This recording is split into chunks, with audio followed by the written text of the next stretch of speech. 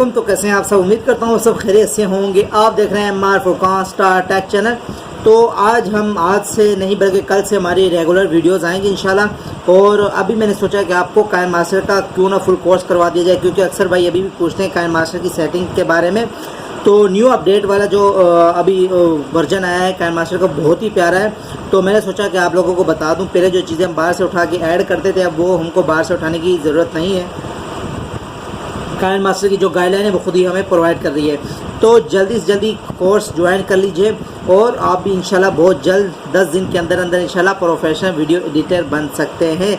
और आपको इसमें A to Z हर चीज़ सिखाई जाएगी। वीडियो एडजस्टमेंट करना, इसके अंदर मीम्स लगाना और इसकी स्पीड स्लो फास्ट करना, तो ये पूरा आपको सिखाया जाएगा। तो जल्दी से जल्दी यूट्यूब चैनल ज्वाइन कर लीजिए। तो मिलते हैं इंशाल्लाह नेक्स्ट वीडियो में कोर्स के साथ। अल्लाह हाफिज़।